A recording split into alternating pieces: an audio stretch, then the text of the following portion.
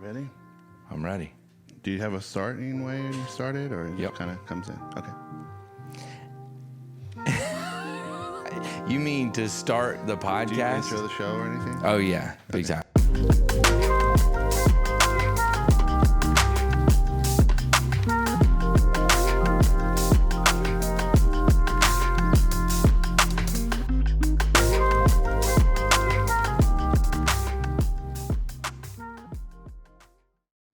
I'm grateful to be here with you. Yeah, same. I feel like you and I, well, let me give you a proper introduction. Okay. Christian Bartholomew Janson. It is my pleasure to have you on what is your middle name? Eric. That's do you like it? Bartholomew? No, Eric. Yeah, Eric is, Okay. is epic. Cool. I had a guy once. CEJ. I went to, I was used to go to the mission every week and do this church service, and then we would go to varsity afterwards. And so this guy came up who was obviously some sort of disconnect from reality. You told me. Yeah, and so I said, hey, come kick it with us, right? Because I was Yeah. already in a holy mood, so come hang out with us. I'm so All holy. the homeless. Surround me yeah, at come varsity. and eat this chili. And so he's sitting there, and he's out of the blue, just stops, turns to me, and goes, "You're a barbarian." I go, huh? But I also don't I'm like, to me, I don't know that he's actually disconnected. I think maybe he's connected. Yeah. That's how I see it. Yeah. He's got an inside. He's hearing. He's tuned in. He's keyed in to something. Right.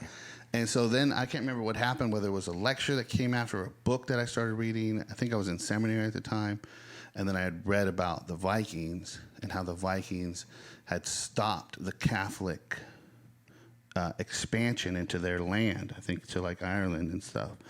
And so that's why there's this Celtic Christianity. Cool. Which is very different from a Catholic Christianity because they didn't allow some of those Doctrines and traditions to come in. Yeah. And so then I was like, oh, that's why he called me a barbarian. That's cool, man. Yeah. I think a lot. There's a new show, and I can't remember. It's got Bob Odenkirk in it, and it's they must have used rotoscope. That I love that show. what is it called? In something. You know, and it's him talking to a young girl. Yeah, it's all about mental health. The whole But thing. at one point, I've watched one of the clips, and he talks about the relationship between, in the West, schizophrenia and a break from reality, and in the East, spiritual shamans and healers, and studying their brain chemistry and neurology, and seeing that individuals who suffer with schizophrenia have larger ventricles, or is that the right word? I don't know. In the brain? Or is it in the eye? Yeah, I don't know. Larger vessels, a particular portion of the brain, but then trying to go and look at, well, what about individuals in Eastern cultures that are, whatever term you want to use, spiritually awake, enlightened, teachers, healers, more in the spirit realm or spirit world? Is there a connection between schizophrenia and spiritual enlightenment or an attunement to another part of the spirit world? Right. Begs the question. Right. I bet you are a barbarian, man. Yeah. When you came home with that information, did you just like kick in the door? Family, I'm home. Where's my? Yeah. No. But that would be cool. Okay, Christian. I've known you for how long? 3 years? No, 2. 2 years. Yeah. 2. We met. I immediately felt your heart. And I was like, whoa, this dude's different. He's coming through to see the sinner. But very quickly, I could tell there wasn't an agenda. And a lot of times with marketing, with outreach, let me gather all the information, and then how can we work together? How can you refer to me? How can I refer to you? With you, it was just, I have a curiosity about what you're doing. Yeah. Found Eternal Strength online, and then I remember I walked you and Leslie around. We hung out, and I immediately felt connected. And then throughout time, you have been a presence in my life where you started to say, hey, man, let's grab breakfast. and we'd start getting breakfast at the spot that closed now, which I'm bummed. Yeah. What was that spot? Scratch Fresh. Scratch. That was awesome. Yeah. So we get these. God, and I was under so much stress. Yeah. I mean, not that I'm not now, but I remember that would alleviate a lot of it. Is I could come have breakfast with you. We started to talk about life, spirituality, business growth, career development, friendships, intimacy, family, children, fatherhood. Yeah. These beautiful explorations. And then you started Mystic Monday. Yeah. And I showed up at one of those, and everybody kind of introduced themselves, and they were like, yeah, I have breakfast with Christian. And I was like, and then somebody else would be like, yeah, I met Christian having breakfast with him. And I was like, you son of a bitch. And there's a room full of like 5 dudes who are like, Christian takes me to breakfast all the time. I was like, okay, guess I'm not. No, it was actually an opposite feeling, which was, oh, Yeah. and to me, that is your gift. No, thank I view you, Yeah. although you may have many skill sets, I view you as a spiritual guide, teacher, and coach Thank you, brother. in your own spiritual journey, Yeah. taking your work and your practice with your alignment with spirituality and God, how you understand it, and helping others open, let go, and move towards a deeper relationship with spirit themselves. Yeah. That to me, so you can describe yourself in all these ways, Yeah. which I think is beautiful. I do think you are a coach. Yeah. I think you're a mentor. I think you are a reverend. I think that you're incredibly talented when it comes to media production, editing, audio visual. But when I look at you in the role that you've played in my life, you've been a friend and a spiritual mentor. Wow. Nice. Thank you, bro. Yeah. Appreciate that. I'm going to clip that, transcribe it, and put it on my website. Bam. God. And then, so I would love to hear more about your story and how that, especially the role that spirit played in your life and the times that it maybe was there all the time and spoke to you in a whisper, and the times where you turned toward it Right. the most and began to commune with it. Because I think it was always there. And I remember you've written a beautiful book, an autobiography that I don't think you've put out yet, but I think you really need to, Yeah. that entails your whole journey. But that's my question. I want to know, when's the first time you heard about God?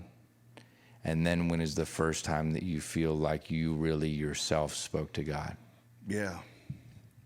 Well, I think for me, it was always like a no-brainer. Of course there's God. It was like I could see this God looking at me from the sky down. I could see the top of my head. It was like no question to me, of course, right? But my understanding of this thing was that it was just an observer that I could kind of reflect back to. And even still to this day, I still treat God that way. It's left in autopilot as this observer where I kind of go, oh, that was weird.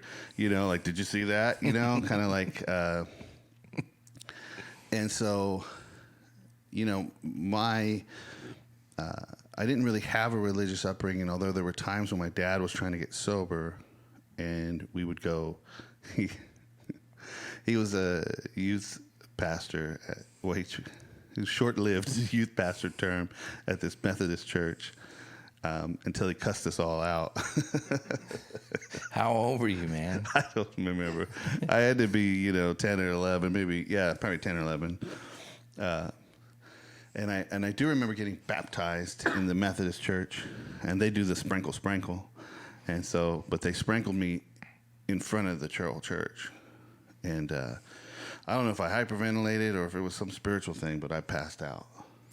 And fell. Yeah, and fell. And, but again, like no kind of like system or framework kind of placed on top of it. It was just like, okay, this is like a happening. And then I, went through my journeys and struggles, but there was a point where I was probably around 18, 19 years old, suicidal, on methamphetamines, on drugs, alcohol, as just criminal activities, but I was miserable, and I wanted out. And my dad took me to this thing called Promise Keepers. And now, Promise Keepers is an evangelical kind of like,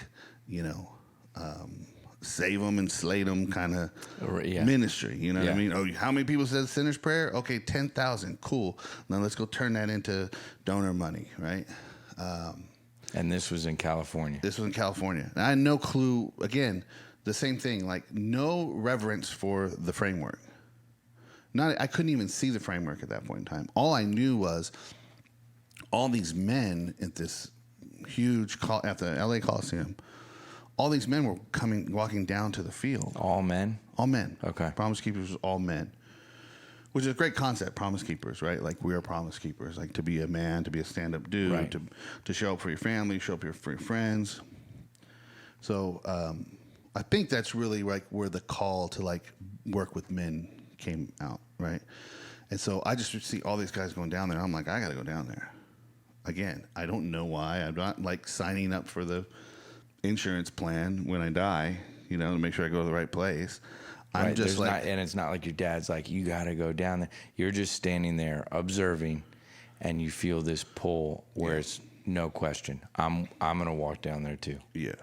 And I did. And I don't know what happened, but something happened, right? Like the blue sky, I could see it. Anytime I share the story, I see it vividly. And something had happened. And it's what Christianity would call being saved, right? Yeah. I would call it like, it's like not so much, it's like Jesus just swooped me up. Just like, come on. And so I had lost my desire for drugs and alcohol. I immediately lost the desire. I mean, it was like one of them radical transformations that people talk about, and you're like, yeah, right. But I did, and I got something had happened. Again, being swept away, and it wasn't until I got into a church that's when the framework started getting kind of connected. At that point, were you reading anything? Like what, 18, 16, 17, 18? Reading any spiritual texts, doing any prayer, doing any... Yeah. The church I was with was called Set Free. And Set Free worked... they're still around. And they worked Was this the awesome breakdancing church? Yes. Dude, you know how much I think about that? Especially with that movie, Breaking 2, Electric Boogaloo. Gosh. I'm like, it's that. But Yeah. a church, and it sounded awesome. And you said like homeless people shopping carts, and then in my mind, the homeless people start to take off like their jackets and break dance too, and everybody's just Set Free. California is still there. Yeah, I mean, you would walk into the church. There's graffiti on the wall. You know what I mean? Like, and talking to Pastor Mike, I just texted him like last week. I always stay close to him. And he was saying, it's so funny now that everyone is like so interested in what they're doing. When back in the day, when I was part of the church, everyone shunned him and ostracized him for having rap on a Sunday morning, for having kids break dance on a Sunday morning. But it was the coolest place. But what they taught me was the fundamentals: is read a proverb, read a psalm, and read a chapter out of the Bible every day. And then you pray on your knees. And, beans, rice, and Jesus Christ. That's the method. And so I really, and I'm thankful for that, because that gave me a foundation. And I think however you enter into it, but for me, I think, and most people enter into religion and a God consciousness usually through a fundamental practice. And I was talking to Kale about this, about like how one thing I don't really appreciate is when people try to skip that and go right to this wide open spirituality. Yeah. Oh, we're all just going up the same mountain, and it's all just an expression, and it's like, yeah, but you don't get to just skip, right? Yes. Like you can't not you're missing something if you go to the Muslim brother and tell him that Muhammad is just a path. You're missing something there, dude, because it's not just a path, right? And to the brother, the Christian brother who is in love with Jesus, who Jesus has literally saved their life, and telling them, no, just a path. I know. Right. These are all paths. They're all paths up the same mountain.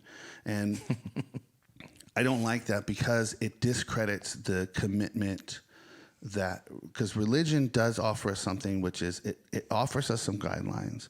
It offers us like some discipline. And as much as we want, come play, have fun, be yourself, we also know that there's some untold kind of thing to nature and to everything, that there are certain rules we got to live by. It is. Yeah. And so when people kind of blast past all that, I feel like they're missing. And so I'm grateful that I had that experience, because if I wouldn't have had this kind of like fundamental penal substitution doctrination of like Jesus paid it all to him I owe, which I believe and I agree with, but I don't think that's the whole story, right? And a lot of people will use this, Jesus paid it all to him I owe, and so I don't got to do anything. Right. You know what I mean? Yeah. And to me, that's not the story. So I know I'm probably digressing No, from your initial dude, it was conversation. beautiful. But I was trying to think of a good analogy and I couldn't. But then what came up for me was music, and the power of what happens with music, but also recognizing the rich historical lineage and landscape of music development.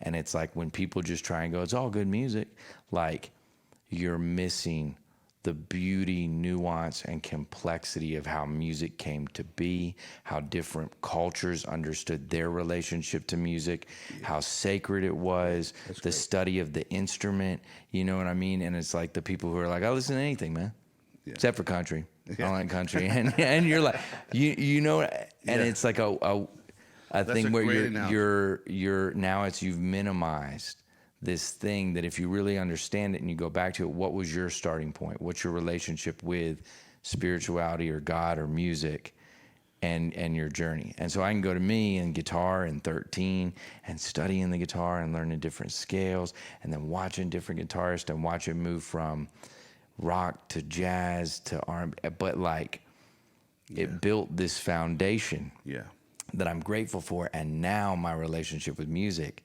I owe so much. To exactly. Yeah. No, that's a great breakdown of it, because I think some people are really just talented at music, right? They're just kind of like savants, so they get up there and they just pick it up and they go. They do it by listening, but even that person at some point begins to go, let me look into the mathematics of music, right? And so that's a great kind of breakdown of it, because if you don't ever look at like the heritage and where this stuff comes from and why blues is the way blues is, right, and why hip hop is the way hip hop is, you're kind of like this I don't know, a spectator at the whole, pop culture. What's you remember the Mos Def song, Rock and Roll? It's on Black on Both Sides, and then at the end he's like, Elvis Presley ain't got no soul, Bo Diddley is rock and roll. You really think the Rolling Stones came up with that shit on their own? And then he does this breakdown, but looking back and giving origin to where this came from. Right. We had a skate ramp moved to the center.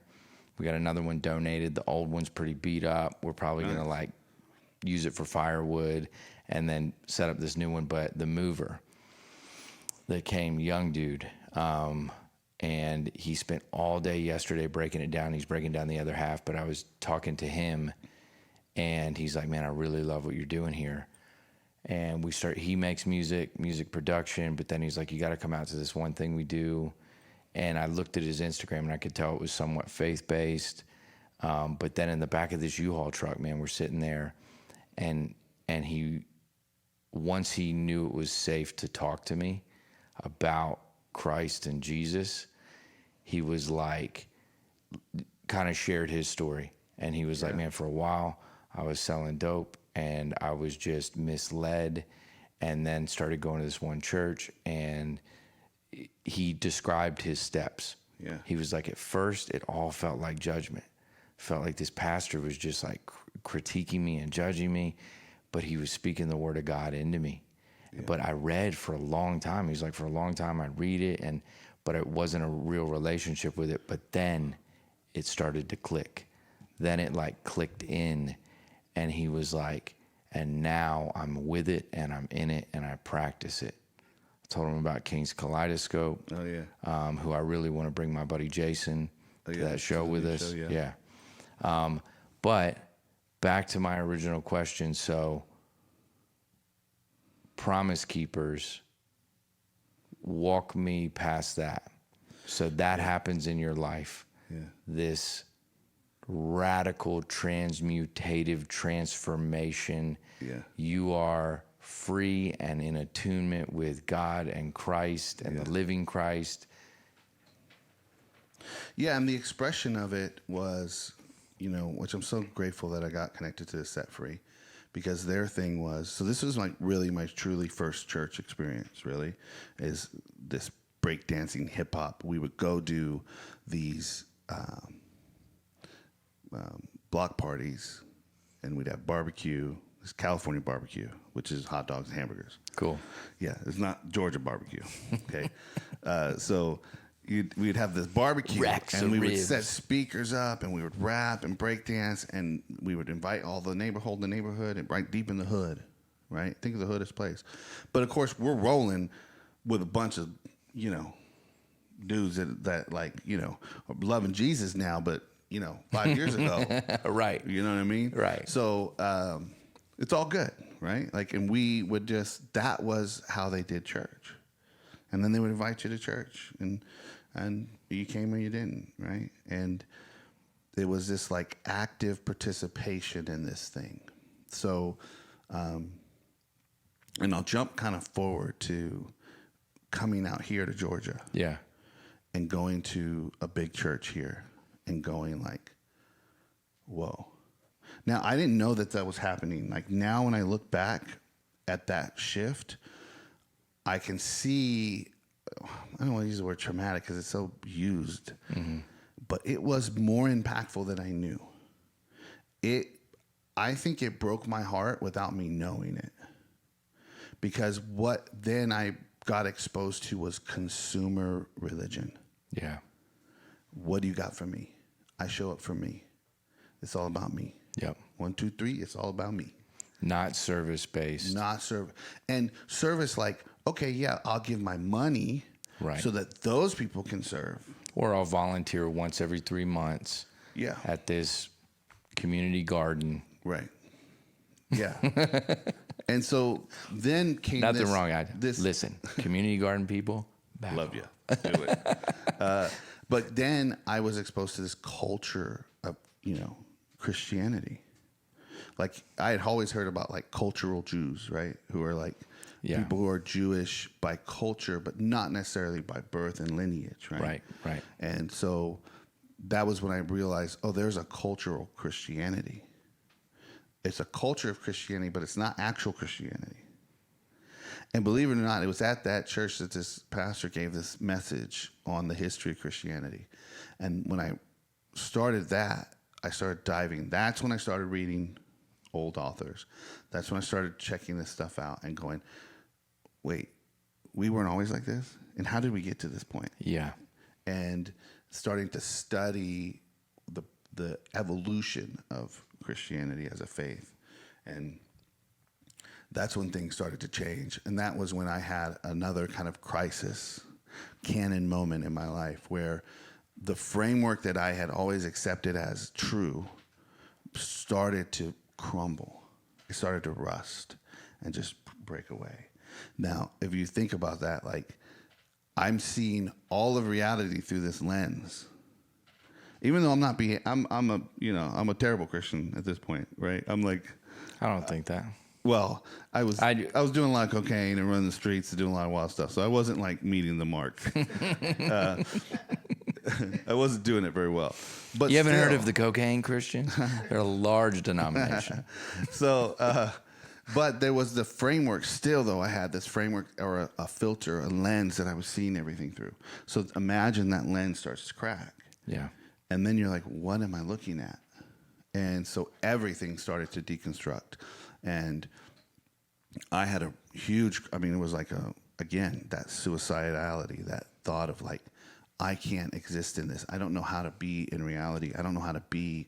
This is totally different. And that's when I started reading more books that were kind of on the fringe. And that's where I started finding comfort, right? I started seeing these different expressions of the cross. There's 7 different There's 7 different theories of the cross that are widely used, that whole denominations base their whole faith on one of these 7. Wow. I remember you saying this. Can you walk through them? I know I don't want to, but or give a gist, a summary. So there's basically so in America, the primary one, and this is thanks to the Reformation, Martin Luther, this penal substitution model, which is basically, I deserved to die on that cross, but Jesus did it for me, right? So he's my substitute. And that there's this holy, righteous God that wants to have a connection to its creation, but cannot have the connection to creation that is, quote unquote, sinful. Therefore, this death has to occur so that this God can now have relation, right? And so John 3:16, for God so loved the world that he gave his only begotten son. But you don't read 17, which is 17 is that he did not come to condemn the world, but to save it. Everyone stops at 16. It's like, no, keep reading. Well, and then who's the wrestler that used it? Oh, I don't remember. Oh, when they're like, Stone Cold. Yeah. Yeah. Which, it's just associated. When I think about John 3:16, I think about Stone Cold Steve Austin. Yeah. Bravo. Yeah. Marketing at its best. Right. Yeah. So that would be one, and that would be probably the most American version. You're going to see that at some level in baptism, in Baptist, in Methodist, in most American churches. That's going to be the primary model they use, which has its usefulness, can tell us some good things, right? We can learn from that method, right? So again, I'm not trying to discredit, but when I realized that there were other ones, and it was one teacher that disrupted the whole thing with one word, with one little sentence. The blood is not for God, it's from God. So the blood of the cross, the blood of Christ, it's not for the atonement of sin. It's for God. It's from God. That it is God himself that is sacrificing himself unto himself. Got it. Which is the most radical expression of love, right? It will wash away all impurities. Yeah. But it's God sacrificing himself to God. That there's not some break in the Trinity of God, or there's not some break in the person of God, that his son is down there, but that God has sacrificed himself. And now, cool, all right? But also just now take that, you can turn it again, right? And look at it as a metaphor, right? Real love costs something. What's true about that, right? Real love costs something. I can't tell you I love my wife and kids and I never see them. Right. I don't pay a bill at the house. Right. I don't instruct them or teach them. Right. Guide them. Love has a sacrificial element. It requires something. Yep. Real love. You know, I can walk around, I love you, man. Right. And like, cool, man, can you help me move? Ooh. I just meant more in a ethereal sense. I love you. So there's the truth, right? That love costs something. And that here's this God that's willing to pay that cost. Because that's how much God loves you. Yeah. So you see, it's the same story. But all you do is start to turn the gem on it. Now, all of a sudden, this is actually good news, right? This is actually beautiful because now what you're telling me is this God is not an angry God who needed to be satiated. His violence and judgment needed to be satiated.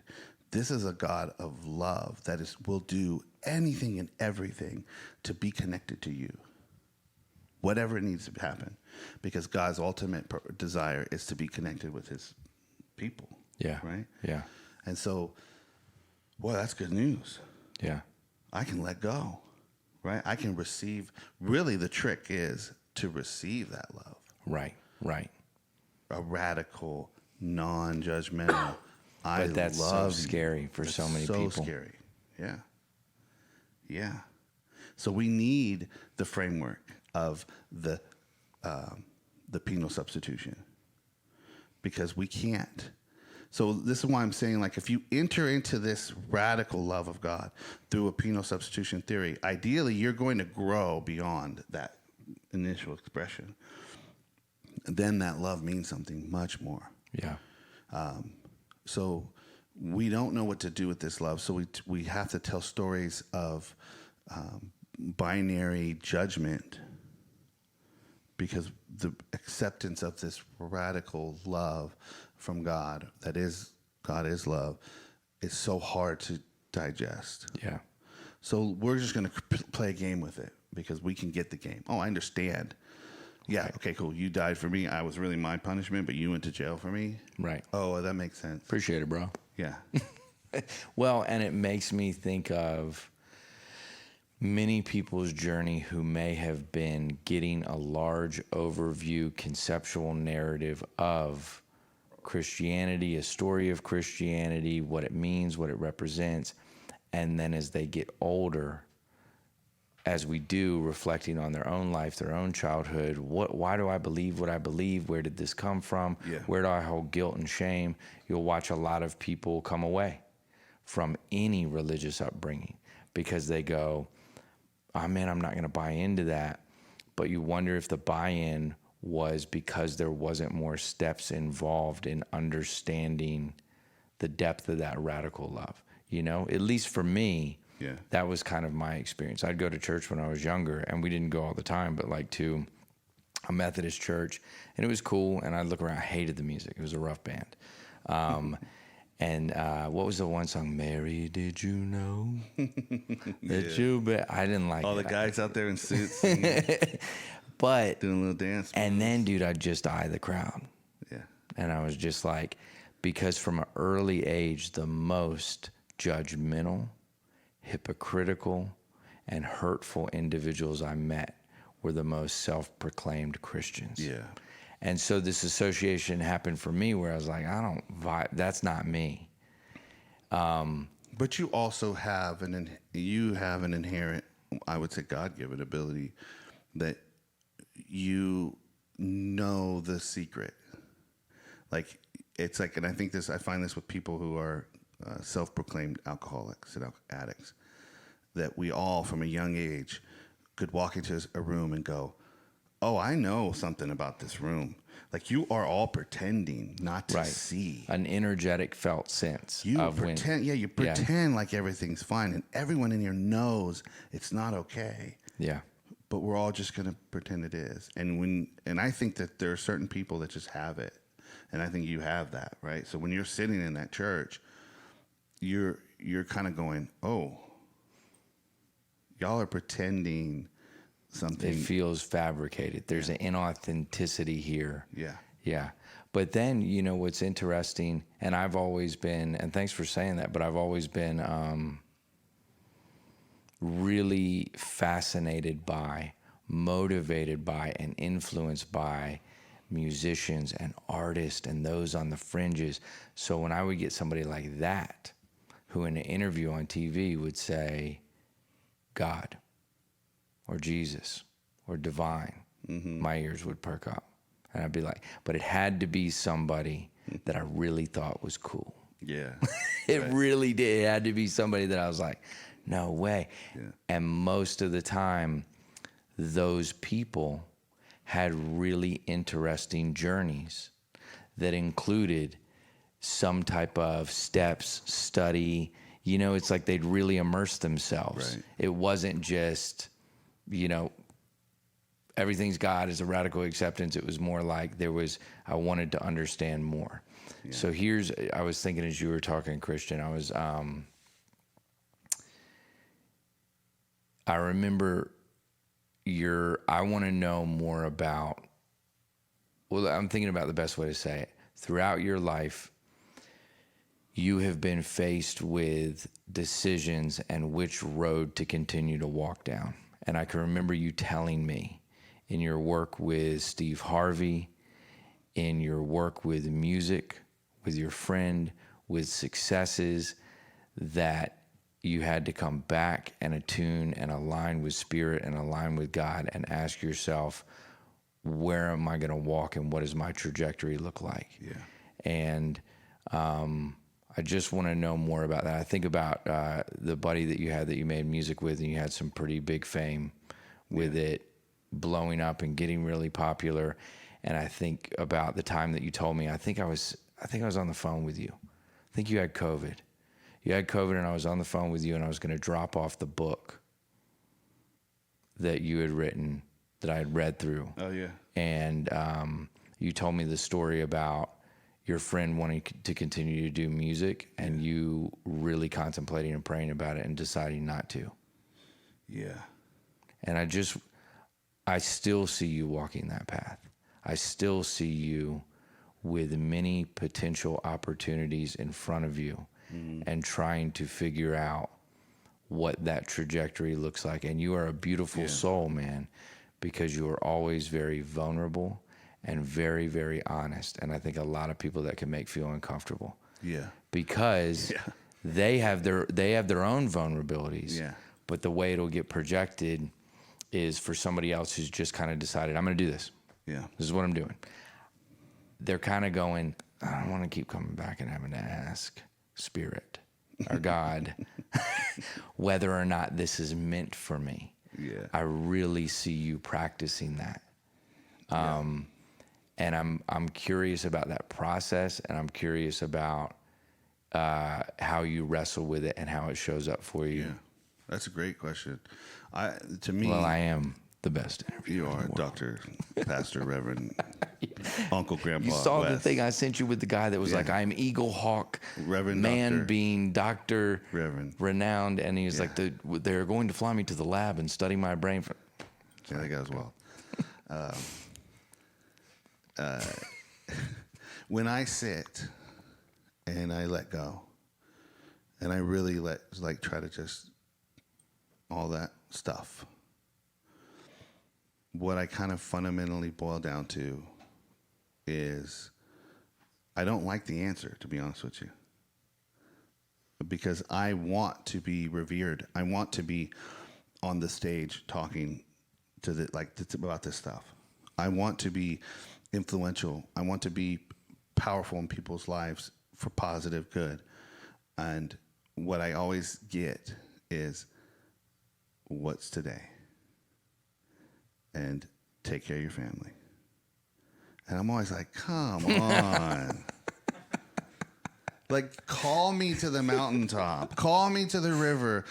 You know, tell me to interrupt the minister on Sunday and tell him that he's wrong. Call me there. Yeah. And it's always like, what do you have to do today? And I'm just like, geez, dude. You know, it's wild, dude. You make me cry thinking about it.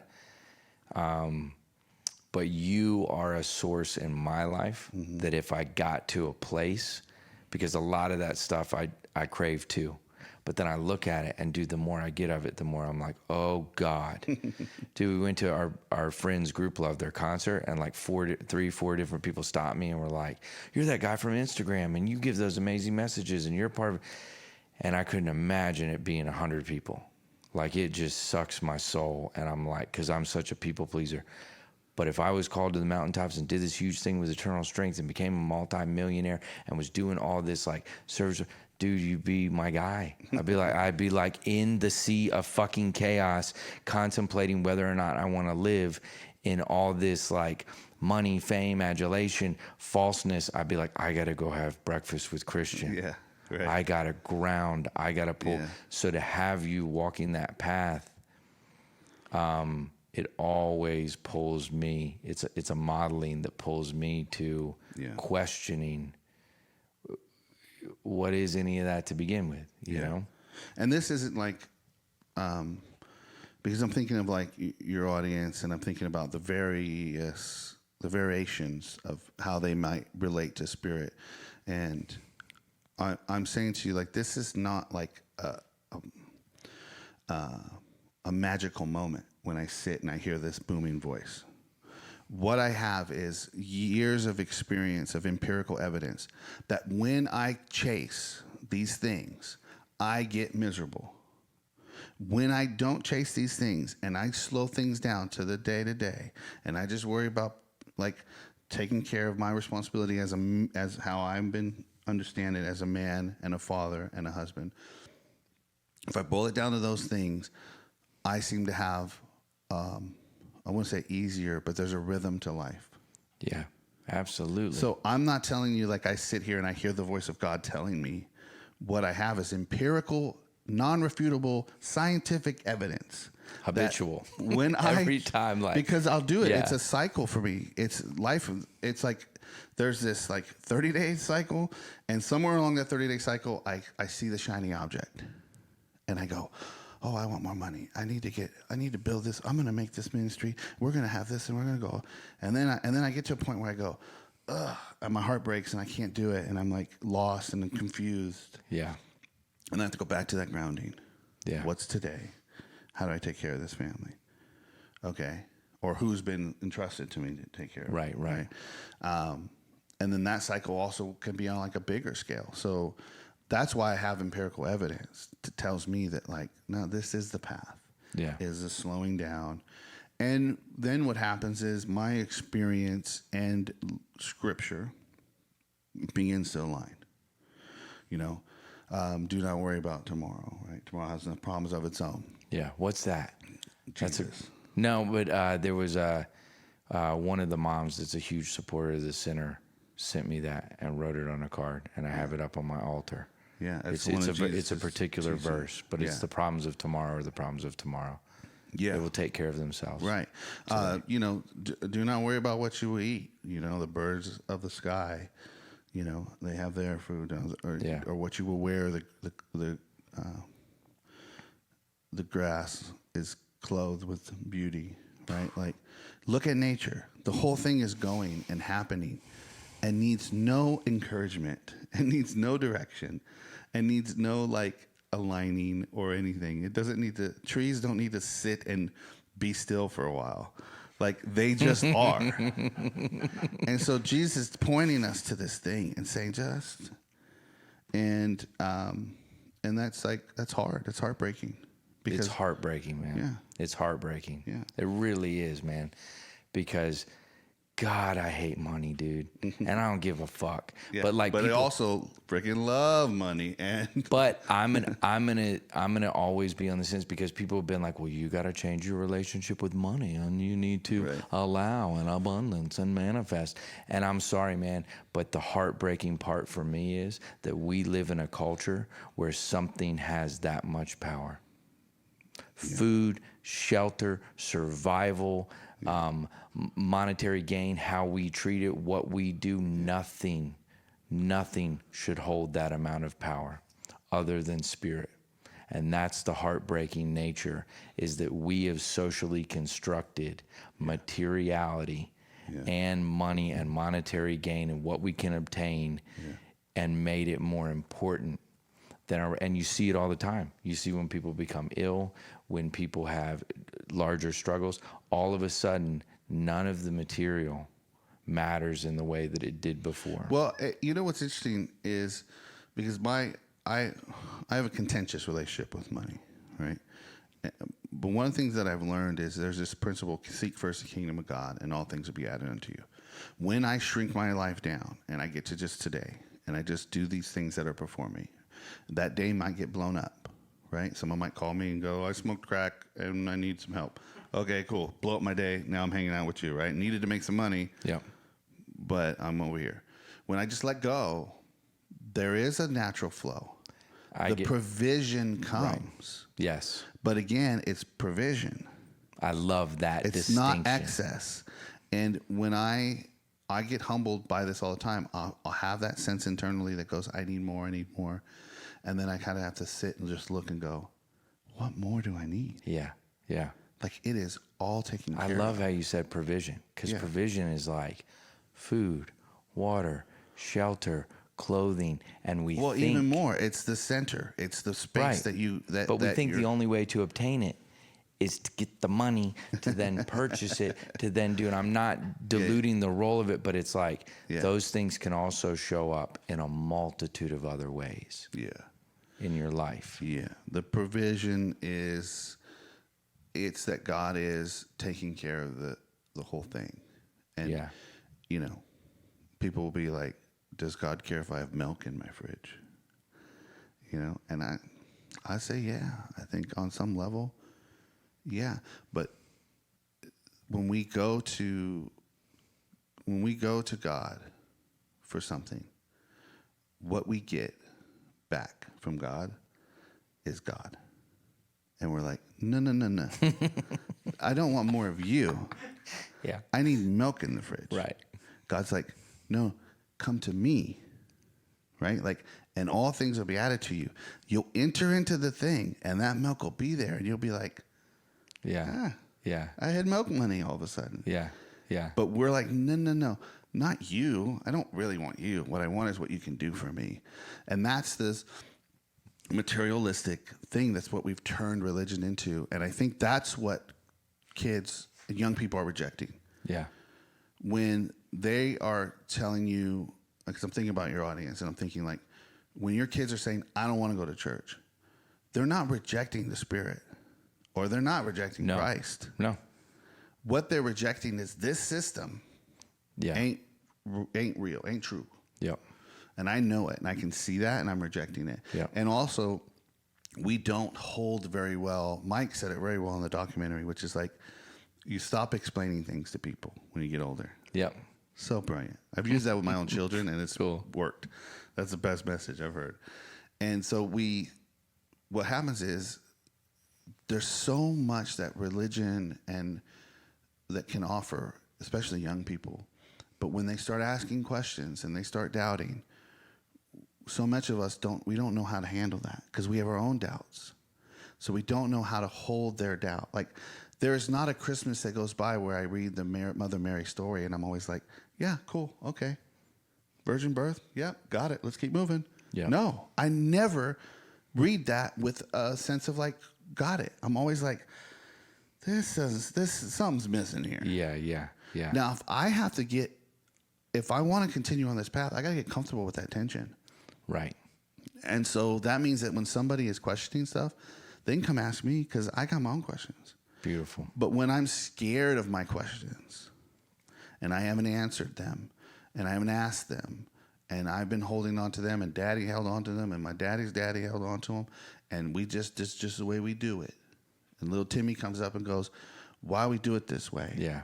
Something about this doesn't add up for me, Dad, because my best friend is a Muslim and he loves me and I love him and that feels like God to me. Yeah. And then you tell little Timmy, well, instead of answering honestly, like, I don't know. That's amazing, though. Yeah. Right? So it's so heartbreaking that what happens is young people are leaving the things that religion can offer because their questions aren't being answered, because there's not an exploration. There's not a co-collaborative exploration. Yeah. Yeah.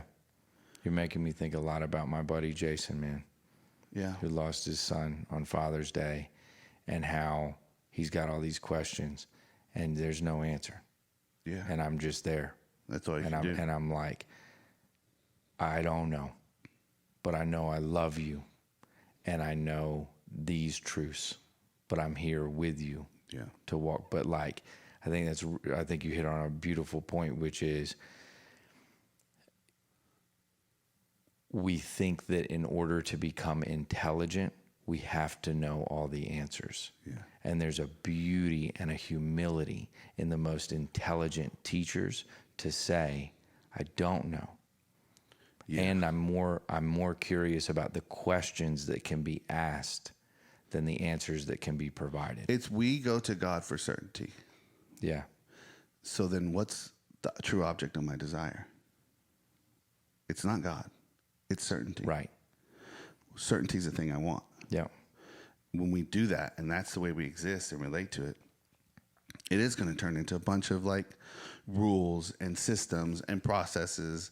And, you know, and I think of like people like, I officiated a funeral recently that they had no religious framework. They rejected it because of all the things we talked about. Right. And then, so they didn't have the benefit of what some of those frameworks might offer you in times like that. Yeah. But the reason why they don't is because so many people are just leveraging this God consciousness to get what they really want, which is certainty. We want to know. Yeah. I mean, and this is American culture. It's just the way it is. We are a rules-based society. We are a laws-based society. We're the most litigious society on the planet. Yeah. There's more lawyers per capita in America than there are in any other country. Because we are and a the law billboards. Can we talk about the billboards? Yeah. John, the strong arm. Yeah. Like whoever there's so, dude, one time Allison and I drove to South Carolina and we counted. There's an attorney who has at least 13 billboards, and they just keeps hitting. Anyways, Yeah. go. But, right. Because the idea is if it can get you in your head and someone inevitably, crashes into you on the highway. But you're right. You're right. Call. Rules, strategy, black or white thinking. We're back to materialistic reductionism. That is Western culture. And if you can't give Which us that. I understand. Tell me I'm being a good boy. Yep. I want to know, am I being a good boy? Yeah. Cool. And then let me know when I'm being a bad boy. And then, because I like to kind of play both roles. Right. And then all of a sudden you enter into this Christ consciousness thing that's like, it's all permissible, but it's not all beneficial. That's Apostle Paul. Cool. It's all permissible, but it's not all beneficial. Yeah. There's no way you can separate yourself from God. But you might learn some behaviors and some processes that might not be beneficial to you, to your family, and to society. Right. The unnecessary suffering. Unnecessary suffering. Yeah. So, what I hope is if anybody from your community listens to this, that they know that they can reach out to me. Absolutely, man. And talk about some of the stuff, because they don't have to reach out to you after they've smoked crack. They can. You can, yeah, maybe before. But that's not a requirement. We want to make that clear. Yes, right. Because I think it's so important that, especially young people, and it's been hard even with my own kids, because I've watched them all. We really had them in church, and then at a certain age, they just kind of like broke away from it. It stopped making sense. And so I don't force them, and I allow them, but don't get it twisted. I'm having conversations with them. Yeah. And I send them messages. Don't forget God. Yeah. Right? And if I die, an untimely death, I want you to know this, that Jesus is real. Jesus loves you, and you can go to Jesus anytime. Cool. Because I want them to understand that, but at the same time, they have their own process. And, that's beautiful. And this is what I tell parents a lot, which is God has no grandchildren. God has no grandchildren. Your children are his children, and you're his child. Yeah. And when you start approaching spirituality and conversations of spirituality with your children on that level, that we are we're both kids of the Most High. Yeah. I'm your brother. Yeah. I'm your sister. Yeah. Oh my gosh. Now all of a sudden you guys could talk about God a little differently. Right. Right. Because God has no grandchildren. Yeah. And we think that it's like, help me with my kid. And God's like, Right. your kid? How do you think this thing got here? Yeah. You know what I mean? Yeah. Like, I'm the one putting molecules together and atoms and forming them and going this whole thing. All that shit that happened in your belly? Yeah. That was me, player. That's mine. Yep. That's not yours. Now, you got some responsibility. Right. You are a shepherd. You're the shepherd right now. Right. And so when I start changing my prayers to help me to provide for your children in this home. Help me show up in the way that your child needs. Yes. Help me show up for pulls the you. pressure off of me to be the one to do it. And you just guide me, please, because you know these are your kids. They need to eat. You care about if they got milk in the fridge. Yeah. So show me how to get that. Yeah. And that really has started to help me to change. So I really hope that if parents are listening or if any kids are ever going to listen to this point in the show, like it's okay for these questions. These questions are beautiful. And oh my God, I love it. If a kid comes to you with questions about God, that's not your opportunity to give them the lines to draw in. That's an opportunity for you to go, this is amazing. Yeah. Let's talk about it. Yeah. Because those groundings, those things can be so beneficial for young people. And I think religion has so much robbed unintentionally, you know, and I know how well we did it. You know, it's just like they wanted rules and it made sense to them. Right, so right. they created that and they created this system. But there's so many people who are just leaving that whole thing and they're being left in the wind. You know it. You sit with these people all the time. And God is such a loaded word that there's certain people that hear it and they're like, I want nothing to do with that. And so we have to use different words Yep. like universe or spirit or divine or consciousness. Mother Gaia. Or buzz or vibration or something. Right. But it's in the four agreements, right? It's what the metote just says, like, this is what that word means. Yeah. But all that word is a vibration of my vocal cord. Right. That literally turns into a sound wave, goes in your ear, and then your brain goes, well, this is what this word means. Yeah. But we're talking about the thing. Right. This is why in Judaism, they didn't write the word down. Why they didn't say the word. They didn't say the name. Because you don't take God's name in vain, the Lord's name in vain. Yeah. Because this is a thing that can't be, you know, all we have is metaphor for it. God is like a father. Right, right. You know, all we have is metaphor because we can't really. So chill out and let these conversations happen and unfold. Yeah. Because in my time in life, when I've been the most lost, I'm so grateful that I have this God relationship that I can call out in those moments of fear and confusion to God. Yeah. I don't know what somebody who can't do that. Right. Yeah. And whatever we got to do to help you to do that. Yeah. Because that will keep you alive. That'll keep you here, and you might enjoy this thing a little bit. Yeah. Man, I had this moment. Well, one, the audience that's listening, I think, needs to know that it's love and inclusivity. So there's always a deep amount of respect and reverence for me wherever anybody is on their path. Yes. And you have that same thing. Yeah. I'm not here to tell you what your path should be, but I will absolutely share my own spiritual work that has helped me and sit with you and have these questions. But dude, Christian, I had this cool experience. It was maybe like 2 months ago, and you talk about kids coming with like questions or curiosity or whatever childlike wonders going on. And I was stressing about the center, stressing about money, all this stuff, just running it on a loop, dude. I'd already been to the center all week that week. It's like a Thursday night. I'd worked all day, seen a bunch of clients, and then I'm just like looping. And I'm at home, and we decide we're going to get in the car, get in the truck, Allison, Story, River, and I, and go ride and get ice cream. And on the way there, and my mind's just running, man. I'm not even there. I'm just running work. I know that feeling. And we decide we're going to play a game and roll down the windows and scream different stuff at people on the sidewalk as we're driving through. And so at first, dude, we're like, you know, story's silly with it. I'm like, what should I yell? You guys tell me what to yell, and I'll yell anything. And they're like, yell, I like poop. So I roll down the window, and I'm like, I like poop. And like a couple people like look, and we're driving, and Allison's laughing.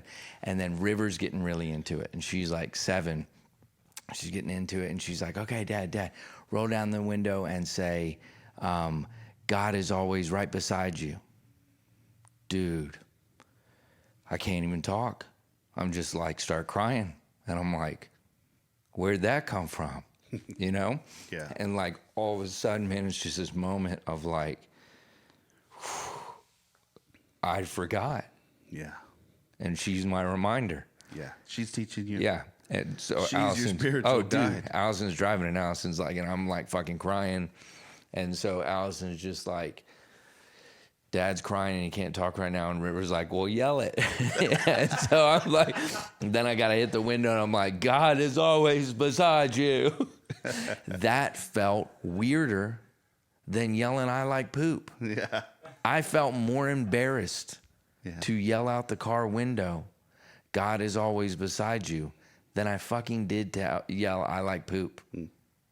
How weird is that? Yeah, it's not weird. I mean, it's because it's too true. You know? But those...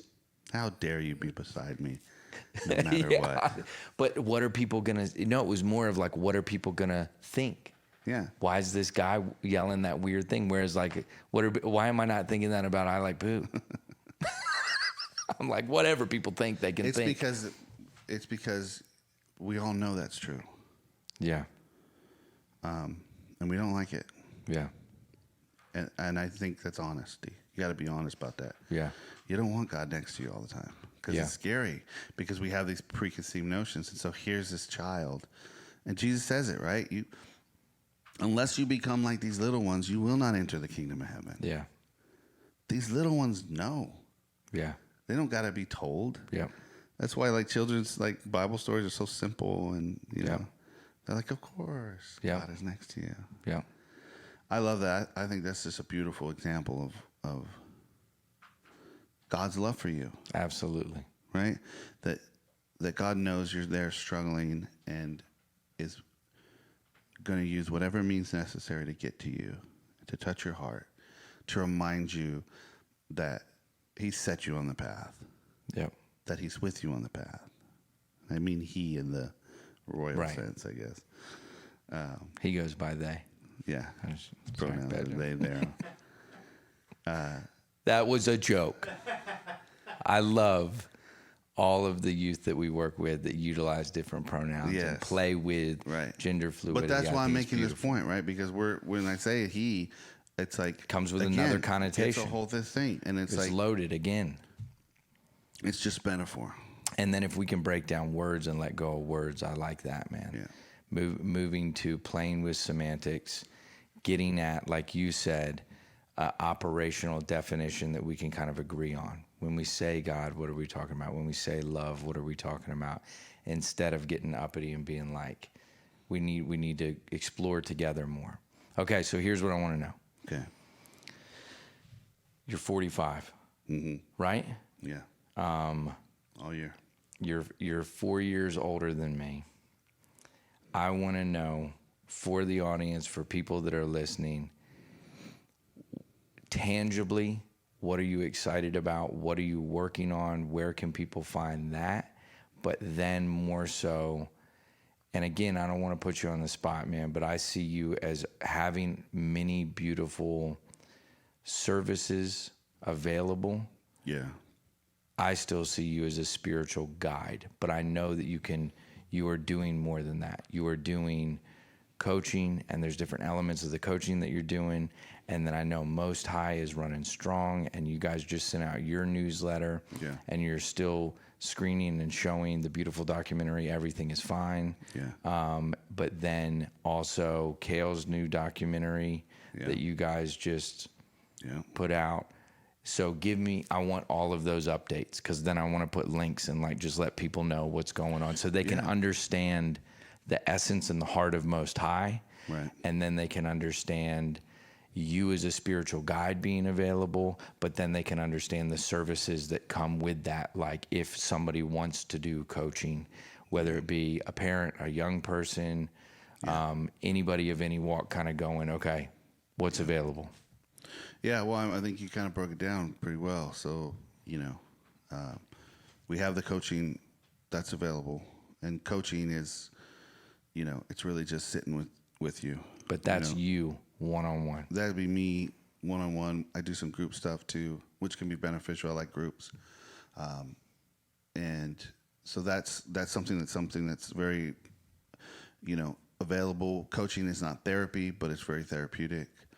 The reason why I became a coach was because I have a coach, and my coach was more. I was telling someone last night that the time I spent in coaching was more helpful to me than any therapy that I had, and even any sponsorship in recovery that I had. And the reason was because my coach could reflect his own experience and life and vulnerabilities back to me. He didn't have this kind of air of, I can't tell you how I feel or how I experience this.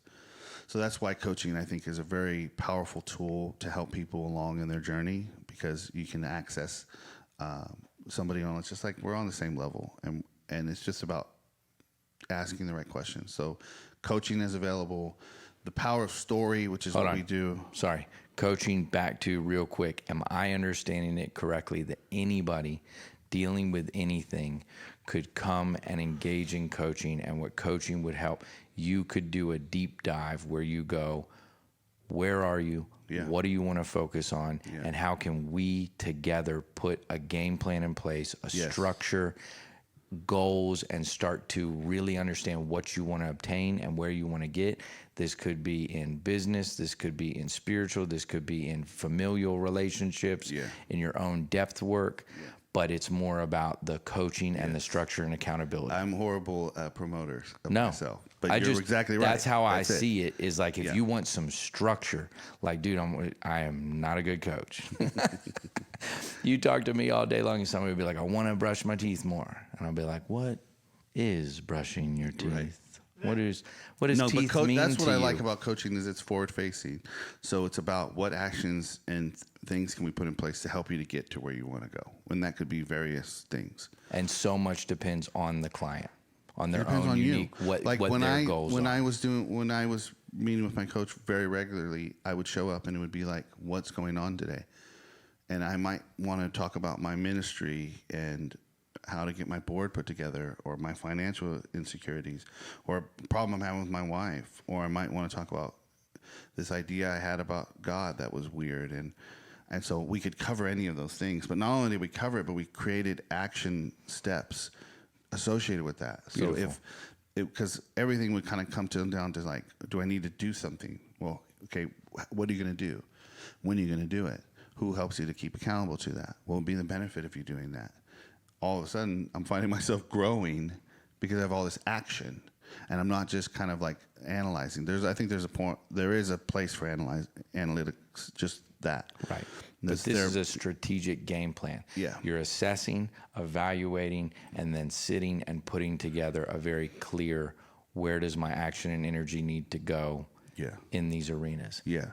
And like I had a neurodivergent kid I was coaching, and what I quickly realized was I'm not going to be able to do that with him, but what I can do is just hang out. And he broke down this program I have. Was this the animation program?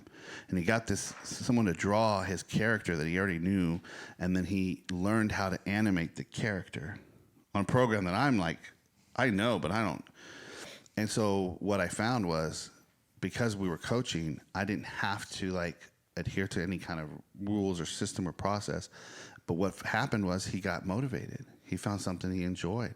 Now the kid's streaming his thing, and he likes to stream, and he's more empowered, and he wants to do something. And I'm like, wow, that was All I did was hang out. But that's a beautiful example of relational coaching. Yeah. So it's like, hey, if you get a client that struggles with, has an organic deficit or just doesn't work or operate with tangible, we're going to do this by this time, here's your 5 set rules. No, he you was can shut get down. creative in relationality in your coaching and go, well, if the overall goal is to get some motivation and forward movement, let's find ways to do that. Yeah. Still And the reach power it. of story, which is what Most High Ministries is one of the main arms of Most High Ministries, which is, we're just trying to tell stories. And I think that that's what the way humans have been communicating for thousands of years.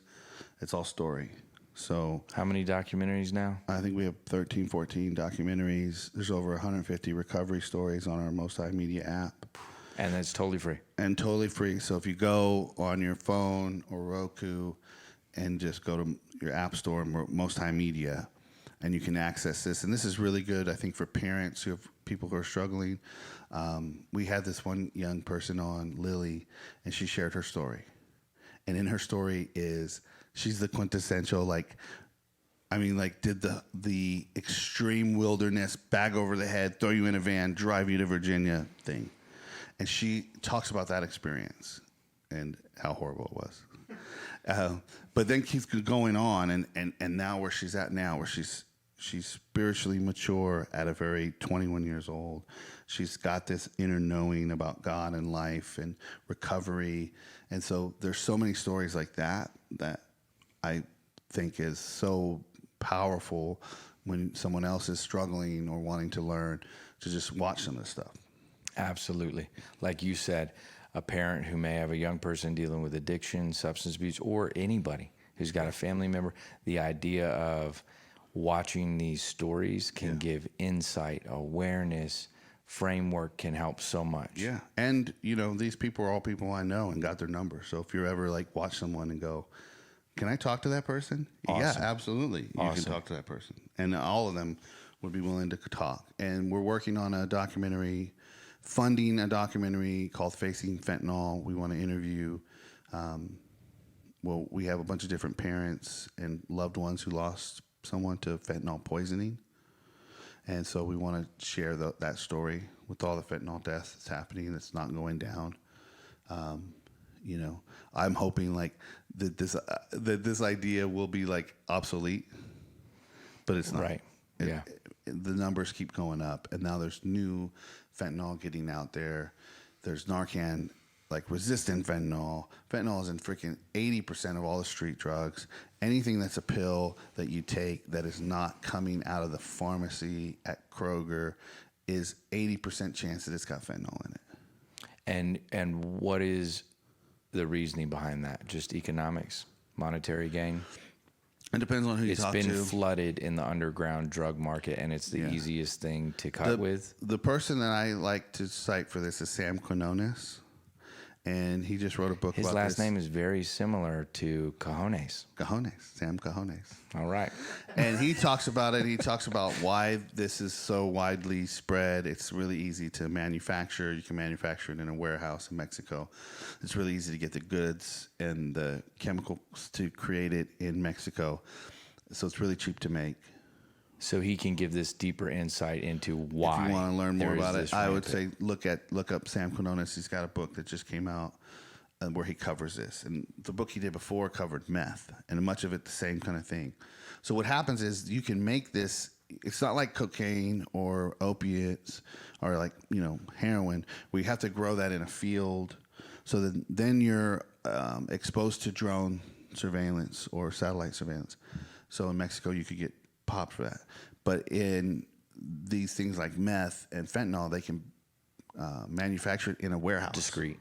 Yep. Completely discreet. So there's some huge, and they can mass produce this at such a high level so quickly that they're just flooding the market. So basically, it's kind of like when you're really hungry and you just keep seeing McDonald's because McDonald's is everywhere. Well, you don't really like McDonald's, but then you get McDonald's. Right. It's kind of like what's happened is there's so much in the market that dealers on this end are then going, all right, well, we can cut our dope with it, and they don't know what they're doing. Right. The press pills aren't evenly distributed because they're not looking at this. It's greed. Yeah. So it's a big issue. It's a real issue. The days of experimental drug use that you and I had are over. Yeah. You know, so we want to tell that story because what it is it's a poisoning. Yeah. So if you take half a Percocet, now even though you did buy it illegally, right? But you're not trying to take fentanyl. Right. You want a half a Percocet so you can help your back or go to sleep or whatever. And it's got fentanyl in it and you die. That's called a poisoning. Right. That's this murder. is a genocide. Yeah. That's what that is. Because you took something that you didn't think was what it was. Right. And I like how you're utilizing the term poisoning instead of unintentional overdose, because now it's so rampant. It could be an individual that is just not necessarily trying to get high, or has an addiction. I've known a lot of people who get an addiction to pain medication. Yeah. And then when you're in that space, just wanting relief from pain and going and doing that and then dying. Or a young person who, and these are a couple of these cases where they're not habitual users of illicit substances, but for whatever reason on one night decide, let's take a Xanax, right? And the Xanax laced with fentanyl and they die. So it's a poisoning because an overdose is like you taking too much of something. And you've seen the pictures of the pencil with a little bit of fentanyl on it. Yep. There's not too much of that. Yeah. You know what I mean? So right. We want to tell that story, but I want to tell that story not from the sensationalizing place that the media is sharing it now. I want to tell it from the story of the parents and the people who are left behind from these poisonings, because I want you to see that this is a real issue. And because the more education that we can get out there, especially educating young people to be like, don't take a pill offered to you by anybody unless you open it from the package yourself. Like, there's a lot of stuff that we can really disseminate. And heavy risk reduction, harm reduction, psychoeducation. Yeah. So we're trying to create that as a documentary. And then who is homeboy with the big beard, and he's on Dope Sick, and he's friends with my buddy Mohawk Matt, and he just went on Dr. Phil, and he's Mike Fiore. He's a big spokesperson he in the came on our recovery show community that you have a relationship with, and he may be, I know he's leading so much of that fentanyl awareness campaign. Yeah, and the reason why is because of Andrea Thomas, who lost her daughter, who took half a Percocet pill because she had a stomach issue and died. Now, Andrea Thomas, because of her connections, was able to get her daughter's case investigated federally, which most people can't. So because she was able to get it investigated federally, they ruled it a murder, a poisoning, and it took 4 years for them to convict this guy. He was bringing 10 to 20,000 pills into the Colorado area every month that were laced with these killing levels of fentanyl in it. So they arrested him, sentenced him to life to prison. That's one guy bringing in 10 to 20,000 pills a month just in Colorado. Yeah. 4 years it took for them to get one guy. And he's down, and there's another guy popped up. Right. So something has to happen. And so that's why I think the power of story is like exposing this information to people in a creative way. Hopefully that's interesting. Yep. That people will watch. So we're trying to raise money for this film because, we do everything on a really shoestring, no budget, guerrilla warfare filming. Yeah. And we want to kind of step it up. So what's the overall goal of how much you want to raise? We're trying to raise $20,000 for this film. And awesome. 10 of it is for marketing. Because we want to not only just film it, make it, and create it, but we want to get it out there. Get it out to where it needs to be put out. Yeah, and one of the goals is just to show it at some high schools.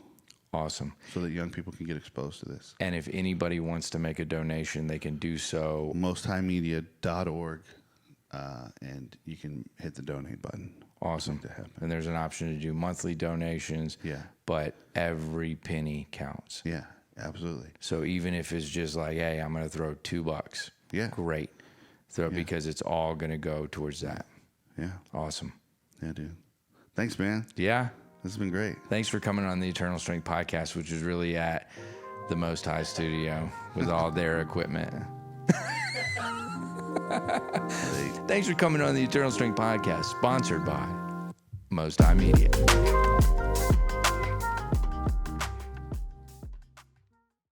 You are not sick.